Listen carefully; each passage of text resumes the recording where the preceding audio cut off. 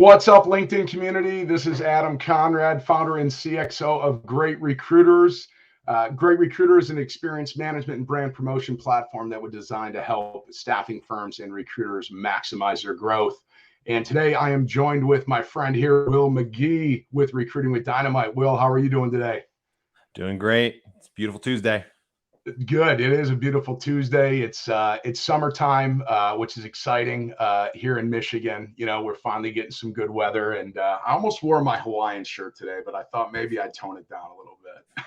Yeah, we're getting your Michigan weather out here in Huntington, so it's like all cloudy and gloomy, but it clears up after a while, so we're good. Oh, good. Well, good. Well, hey, for those who don't know who Will is, Oh, oh no. to go in the midst of he was able to grow that organization to about 1.5 million in about 3 years time, and really made the decision of should he continue growing that business or take what he learned and bring it to the masses in the recruitment industry. And I think that's really, Will, you correct me if I'm wrong, but what you decided to do with Recruiting with Dynamite.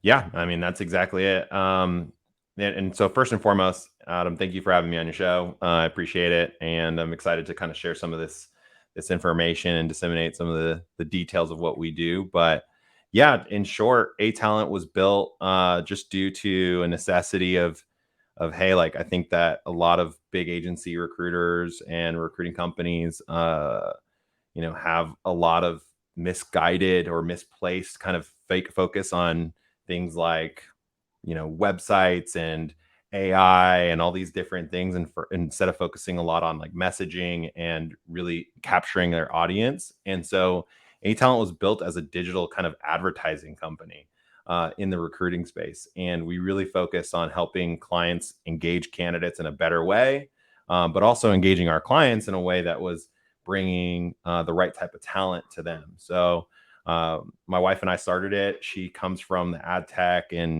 and PR space. So it was kind of a natural melding and marriage of those two mindsets. And she wanted to do a lot more video stuff, and I was totally down with it. So we did a lot of like TikTok videos and LinkedIn messaging and email retargeting, and it was a lot of fun. We got to learn a lot, and I wanted to always like turn this into kind of a testing ground. So A Talent was always a testing ground for me to play around with different concepts. Take a lot of these gurus, for example, these recruiting gurus out there. I took almost all of their courses you could possibly see, and I basically put it in action, and I saw what worked and what didn't. And it really came down to like what marketing is all about. And that's been my passion. So now, as we transition into 2023, I was thinking like, how do we help more recruiters? How do we elevate the space? And I created a newsletter that was a lot of fun, and it was all about automation, messaging, and automation, AI, and messaging. Essentially, it's where all three of those things intersect, and that's kind of where my passion lie. And it turned into now a full-blown consultancy, and we're building courses and cohorts, and it's exciting. So I've seen a lot of great results for some of my students. We've had some of our students bill 185K in their first three months working with us, right? And turning that into actual actionable, tangible things that they can take to their business. So it's really been cool. So it's a lot of fun. That's great. And one of the things when we first met, I think you saw maybe a podcast I did. I don't know, something I had done. You reached out and you're like, that's it. Like, that's the message. And I think the message we've always brought is recruiters are the biggest face of your organization. Yeah. And when I started in recruiting 25 years ago, marketing was posting jobs, right? A marketing role didn't even exist in an agency, a recruiting agency. And so we always saw your recruiters are your biggest marketers. They're talking to more people than anybody else in your organization. Their reach through their own LinkedIn networks are larger than any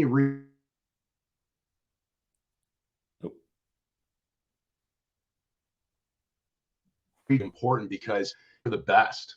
They're looking for the best people to work with. And so A few things that we want to unpack before we get going, though. I want to ask, like, what drove you to get into recruiting? I always like to have the origin story. I don't think many young boys are growing up, or girls saying, I want to be in the recruitment industry. I only Unless know mom. one. I know one, and his name is Jason. He worked at Tima, and he's awesome. I loved him. Yeah, He's great. He's literally the only person I've ever met that was like, I'm going to college just to be a recruiter, and I love it. that's it. Yeah, I think like Clark Wilcox was on another podcast with Ben Mena, and he basically said the recruiting space is the space or the land of misfits, and I couldn't agree more. I think I've always been an entrepreneurial person, and I've been my family's all salespeople and entrepreneurs. My granddad was a preacher, which is basically a salesperson for religion. And so like we've got that kind of, that kind of background. Right. And I actually went into co-location. So I don't know if anybody knows what that is. Space, power, and cooling. It's where basically all of your internet connection comes from. These big buildings with server farms, and I was selling that space. I was selling space, power, and cooling for connectivity, and I hated it. Oh my God, I hated it. Super stuffy, very, very micromanagey, all sorts of things that like I just couldn't vibe with. And then one of my friends on my train ride goes to me and says her boyfriend works at this great company called Cybercoders, and I should go check it out. And this is back in 2012, so it was just starting to blow up, 120 people, and then jumped in, got a great manager. Found some great mentors and just blew it up. And from that point on, I don't think I could look back. There's not really a space that you can have this much earning potential with the kind of work with such a low barrier to entry. Like some recruiters I know or a lot of recruiters I know make more than doctors and lawyers, right? And it's like they didn't have to go to crazy school to do it. So it's been a lot of fun, but at the same time, there's a lot of muck that you have to get through too. So, well, and you mentioned the low barrier to entry, and I had shared, you had said, well, why did you start Great Recruiters? And I was like, well, just Google recruiters are and see what comes up. Right, we're not going to do it right now, but feel free, jump on your recruiter on your computer, go to Google and say recruiters are. Let's just say my wife being a nurse, it's a lot nicer to be a nurse than a recruiter based on the Google results. And that's an issue. I mean, it just goes to show that there's a lot of friction in this space. I think with the low barrier to entry, there are many people who saw an opportunity to make a quick buck, but they really didn't think about the experience. They looked at it transactionally. They didn't look at the long term. And so much like you, I fell into it and I fell in love with it. And I kind of had two stories. My first was a low value, high transaction recruiter, really wasn't leveraging relationships. I was disenchanted. I left the industry, as many people get burned out. And I ended up with a firm where I learned that build relationships for life. And I realized that my job as a recruiter got easier and easier and easier the more that I added value to every conversation, and that I leveraged those and through the marketing. So I think that was one of the things that we really, I think both realize is that there are a lot of great recruiters out there that are doing it well, but unfortunately they're fighting an industry that has a pretty dark cloud over it for the most part. So recruiters are now the real estate agents of like the 50s and 60s, right? Or even the 80s, right? Like you had these door knocking real estate agents that were like coming up to your door, and there's always like movies talking about like close the door, as fast as possible, just like act like you're not home, because they didn't want to go through like this whole spiel, right? And I think that's kind of where we're at today. Recruiters have gotten, a lot of bad recruiters have jumped into the market, especially over the last 2 years, because of how easy it's been to really build a pipeline of business or even go internal. And I always find it very interesting when I see internal recruiters, especially who've been in the market for like 1 or 2 years, and especially in the last 2 years, and they're giving all this advice on like, things. And I'm like, you haven't gone through any downturns. Not that you have to, or that you need to have that experience in order for you to be, to have an opinion. But most of the time the opinion's wrong, right? Or the opinion is just like misguided, right? And this belief that recruiting is easy is like, it's one of the hardest spaces to be in, because you're such a middleman for everything. And I think what's interesting today is we're coming back to normalized markets where it is about the candidate. It's about and focusing on growing your brand and keeping it, and having a solid reputation of being a person that delivers. And that's why like platforms like Great Recruiters is really awesome, because you have this ability to showcase your experience and what you're doing and how you've done it for your clients. And that's the service aspect of what you're doing, right? But it's not necessarily the product aspect of what we're doing, what we're building, and actually solving the problem for our clients. It's just saying that you're a reputable person and that you are someone who can be trustworthy and dependable as an individual. And that's something that you showcase. And what you're talking about is what I call the value journey. And I didn't coin that. That's from digital marketer Ryan Dice. Shout out to him. If you guys ever want to take some really great marketing courses, Ryan Dice's digital marketer course is awesome. But he talks about taking your clients from being aware of what you do to getting them and engaging them with whatever messaging you're going to do, which is essentially your strategy, and then ultimately getting them to subscribe, which is our agreement, right? And then from that point, that's when that's just the beginning. That's the beginning of every journey. And then from there, you take them through this like awesome experience where they feel that you are empowering them and building upon their recruiting cycle. And you're now not just a vendor, you are a true, genuine partner in the talent acquisition side of things. Right. And that value journey has led to, it's been the key to my success, right? When I realized that and started actually breaking it down and scientifically like nitpicking of how do I want my clients to feel and experience when I onboard them, like stuff like that. How do I want them to feel when they get a candidate? Someone said in my in one of my DM in my on one of my posts on the comments said that your recruiters are basically Santa Claus. And I was like, yeah, because you're delivering presents every single time when you send a present, right? So it's exactly it. It's like you want to be Santa Claus. You want your message to be exciting and feeling like, oh man, I've got something new. That's somebody new that's coming into my system that I'm gonna be super stoked about, and it's going to solve the problem that I have, which is this gap that I need to fill, right? Yeah. But that's really what we talk about when I talk to a lot of my clients. Is it's a big shift from what I think has been happening in the last 2 years, because it's been so easy to get clients, and it's been about butts and seats essentially in a lot of organizations, and we're starting to see that effect take place, and the effects of that take place now, where a lot of recruiters are on the market. A lot of recruiters are struggling because they went so far away from what we actually do, which is actually providing the product. Not that people are product, but the product is our candidate, and the candidate is the one that's the solution.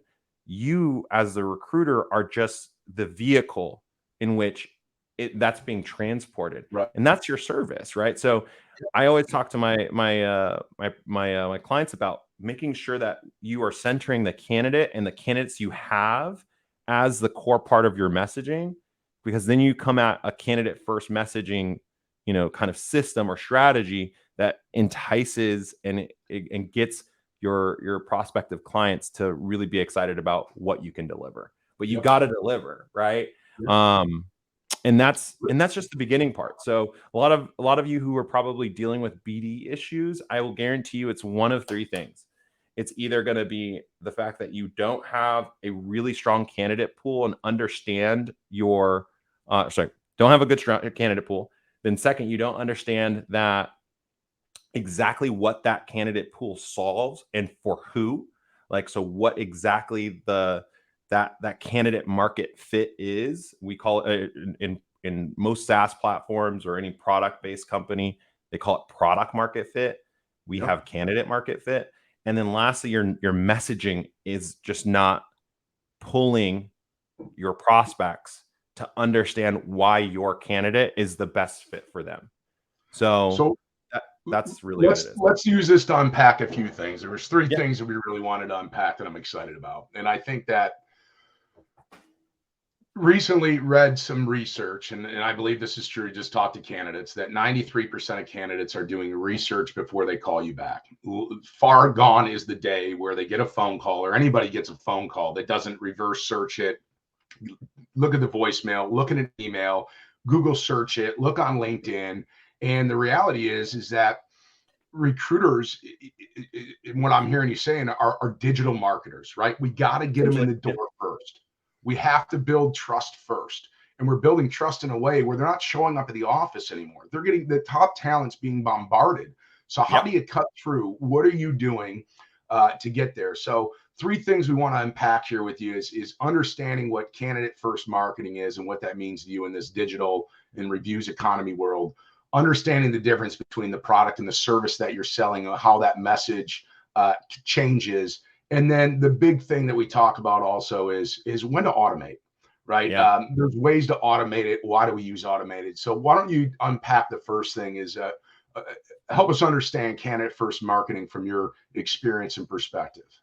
Yeah, I think the big thing about candidate first marketing is starting from the perspective of your client, or specifically on the candidate pools you want to focus on, right? So first, understand what kind of clients you want to work with and what kind of problems they have. And it's the first part of any marketing endeavor, right? And I really love the idea that Joey Galecki, he's another LinkedIn influencer. He's basically a fractional salesperson that comes up with some fantastic content.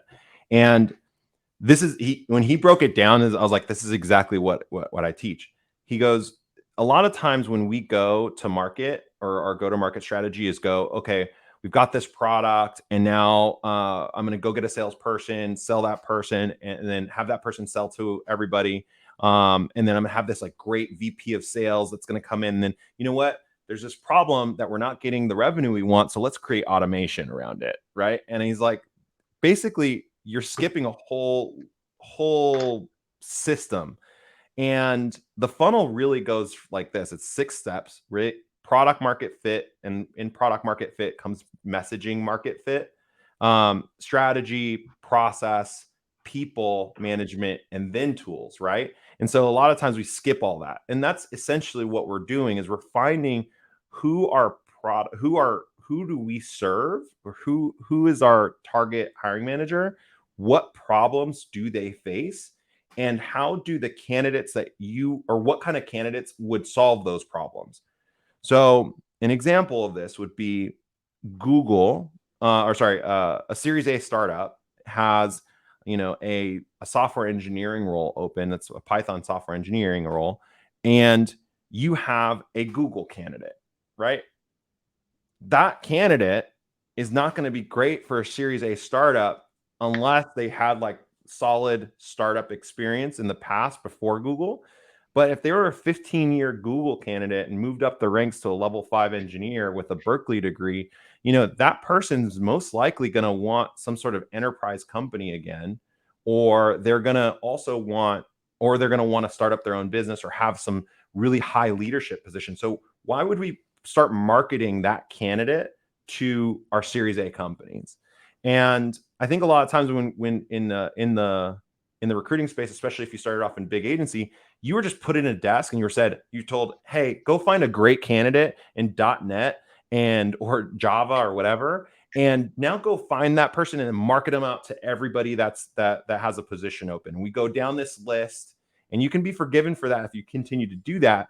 But right now we have so much data in front of us that we can now kind of synthesize that data, identify where a great candidate would match our ideal client pool, and we can create messaging around that's going to be enticing to that client.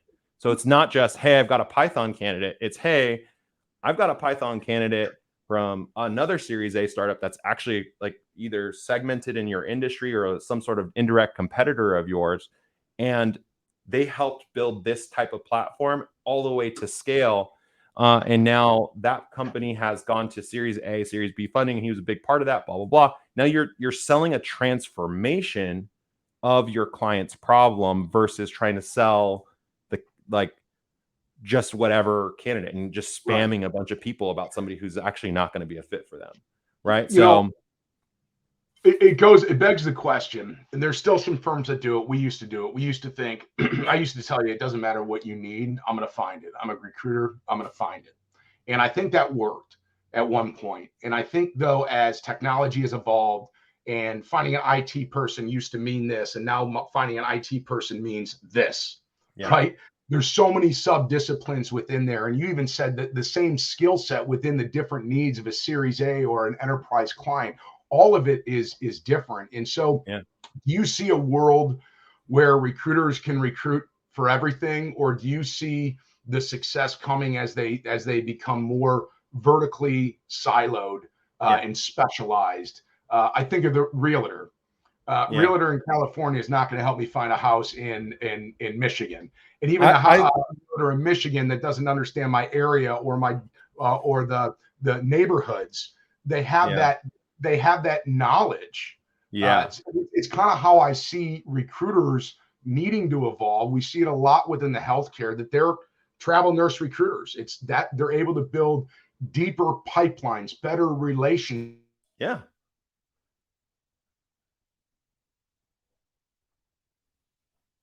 Oh, I lost you there, Adam. Administrators I don't need a project manager, right? I need more Java. And so I'm curious what your perspective is on the siloing and getting more distinct in the verticals from a recruitment perspective. Well, I think there's two parts to that, right? One is how you pick up the lead, and then what you actually do. And that's kind of what I was saying before, is that's that value journey of, I think presenting in a certain way is the key to that, because you can't be everything to everyone. And I'm a big believer in that. Like you can't showcase how you go from, this position to this position on your LinkedIn profile. I mean, you can. I mean, there's definitely recruiters that do it. It's just a lot of work.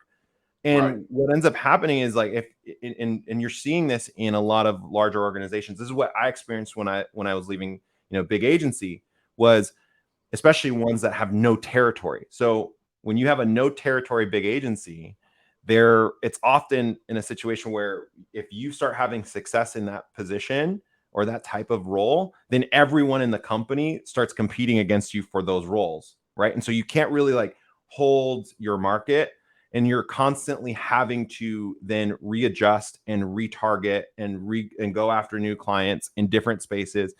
And it's exhausting. Like the burnout is insane. You just start over. You're constantly starting over. And I think that's what ends up pushing people to go internal, because they go, I'm just so tired.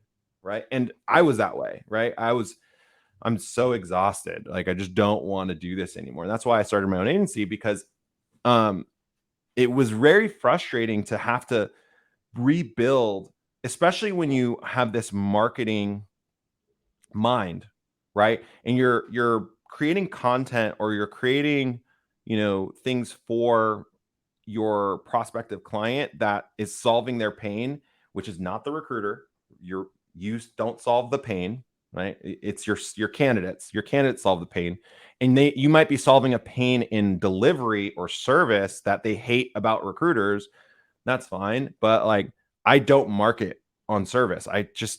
You can't market on service. And that kind of leads us into our next point, which is, a lot of recruiters market service.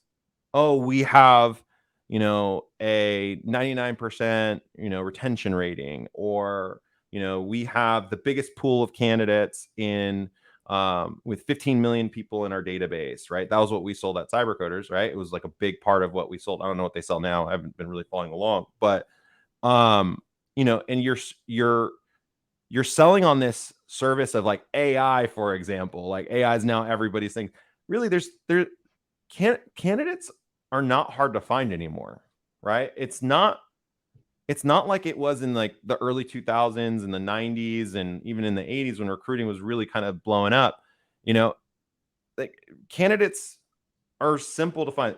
There's every system available to not just you as a recruiter, but to the internal team, to the hiring manager. Everybody can get on LinkedIn Recruiter if they pay for the subscription. Everyone can get Hire Easy if like they want to, Loxo or whatever. So sourcing candidates isn't hard. It's how well do you create relationships with them, and then how well can you match that candidate to the specific needs of your client, and what does your Rolodex look like, right? So I think like how do you create social proof? Yep.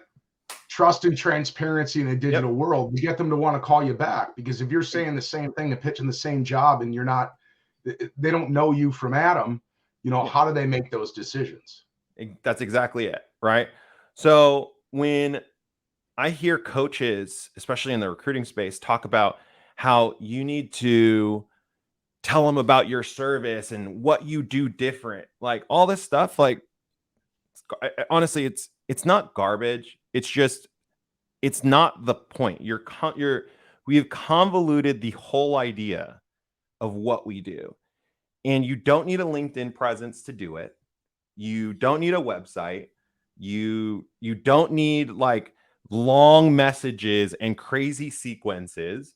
You need to understand your client. You need to understand what their needs are. And you need to understand why your candidate pools are such a good bank of candidate pools and how they solve the problems for the needs, that the typical needs that your clients typically require from those candidates, right? And if you can create kind of what I'm going to go on a bit on a tangent here, but there's this whole idea in marketing about the 5 stages of awareness, right?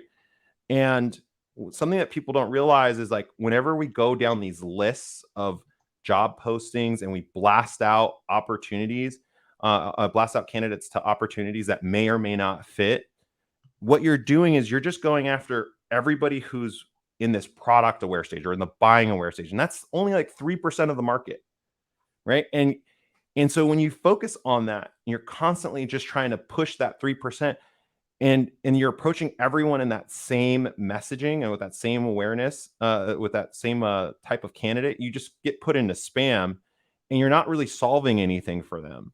So in order for you to like really start building a really good like funnel of actual opportunities that even come inbound, I've had most of my positions now are inbound referrals because I've been able to really synthesize how we bring our prospects, our audience into this like buying aware stage. And it all starts with just realizing that where the problem is and helping them solve the problem. So I'll tell you the 5 stages. 5 stages: unaware, which is 60% of the market; problem aware, which is 20% of the market; solution aware, and product aware, and then buying aware, right? Or you aware, sorry. So the unaware stage is just like anybody who doesn't have a need, right? They don't really know that they have this need for a candidate. It could be that they have a filled position, that position's already filled, all their needs are being served. Cool. Problem aware is like now they understand that there's a problem and there's a gap, but they don't know what is the problem. They're trying to discover and understand what that looks like. So you create messaging that helps them answer what that problem is and ultimately leads them to basically a candidate, right? Oh, we really need a person to fill this position. And solution aware would essentially say like, you have XYZ types of opportunities in front of you. You could hire someone as a contractor. You can go to a great service, agreement company or a professional services company, have them fill it out for you. And then ultimately, what you really want is my candidate or my type of candidate. And you can do this in so many different ways, but that's just a basic understanding of it. And then ultimately now their product aware, which is when they post the job. When they're posting the job, you're competing against every single recruiting firm in the country, right? Everybody's going after that position. And so it's hard to stand out. And the only way you can stand out is by having an exceptional candidate and a decent relationship where you've built out some sort of LinkedIn following. But you don't need that. Like it's just like it. I know multi-million-dollar recruiters who don't have a LinkedIn presence, right? They just do a really great job of identifying where their candidates can actually fit in, and they create messaging that actually fits for that type of client, and then they get pushed out to all of their referrals, and they're doing fantastically, splendidly, right?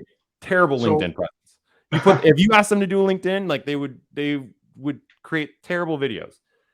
So it's like, it doesn't matter. That stuff doesn't matter. Well, there's a lot of ways to create that reputation in your internal network, on a social network. I mean, there's a lot of different ways. The bottom line is you need to be trusted within your peers, or trusted out there socially.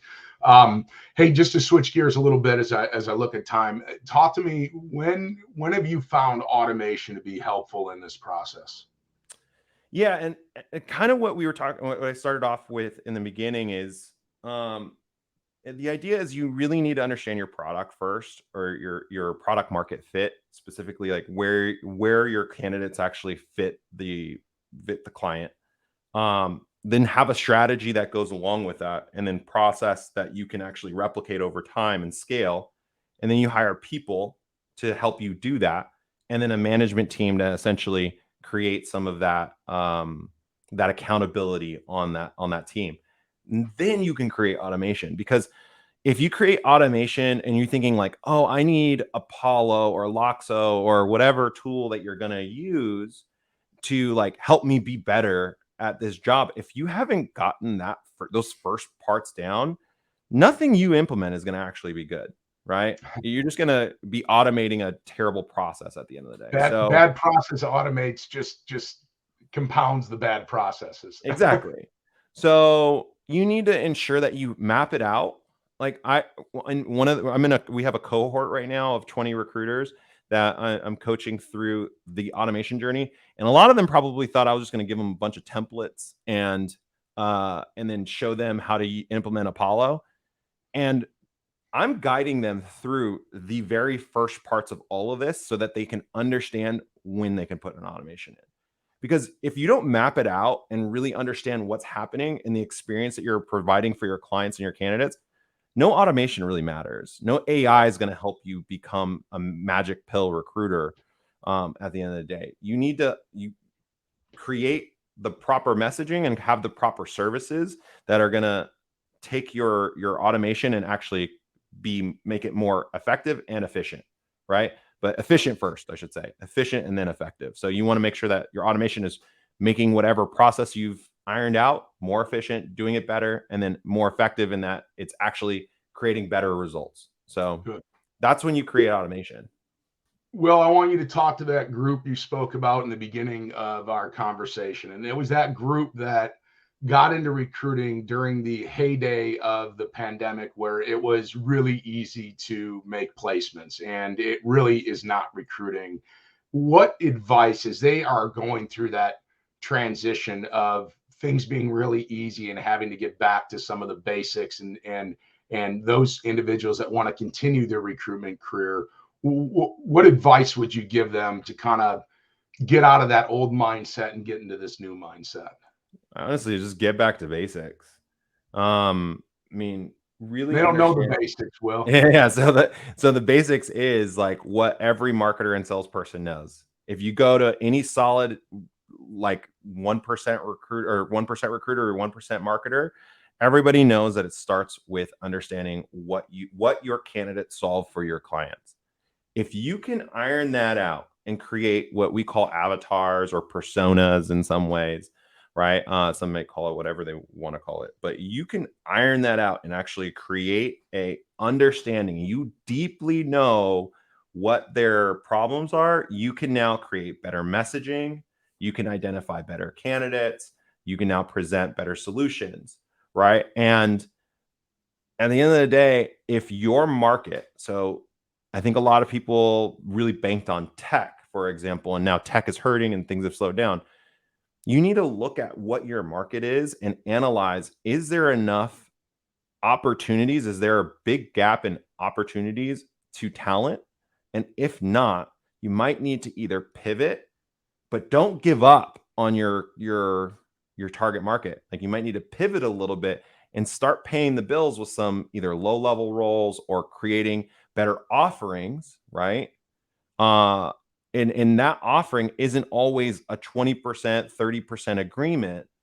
right? Offerings can be, you know, a full solution suite. I'm going to place XYZ types of candidates. You can productize your service. Like, think about how you might want to engage your clients and what kind of offerings that they can then look at and say, hey, I'm in a situation where my capital is constrained and I can't use recruiters. That's the biggest complaint I get from all the time. If you understand your market, you can then create solutions and have better messaging to combat that. And it's just going back to basics of sales. Read some sales books, right? I love Alex Hormozy's $100 million offer. I think it's a fantastic book that every recruiter should read because it is so spot on when it comes to productizing your business, right? But yeah, that would be my, it's not an easy thing to do. At the end of the day, it's not easy.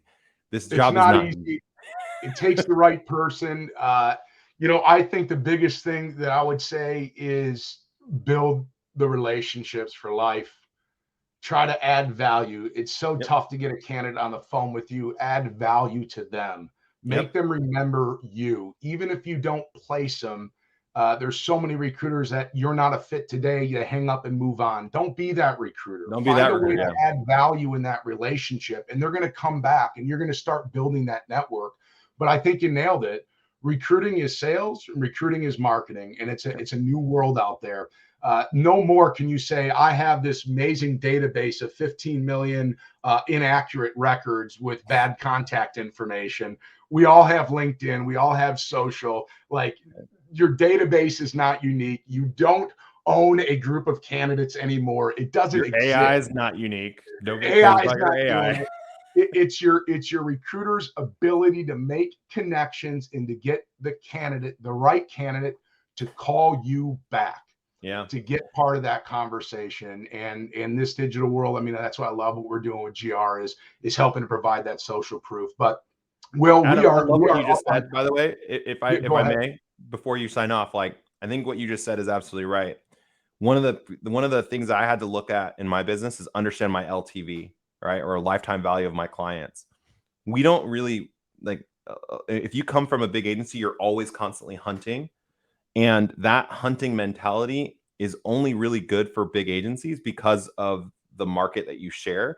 But if you can actually dive in and grow accounts and mushroom accounts, you could have 10 clients that you work and bill $500, $600, $700, $800,000 a year and not have to worry about a damn thing because you've now created repeat business. And I think there's a really good study that said like 85% of business in most well-performing companies comes from repeat clients. So like you said, establishing that deep relationship allows for you to actually be better and you don't have to constantly be on the hunt. So I completely agree with that.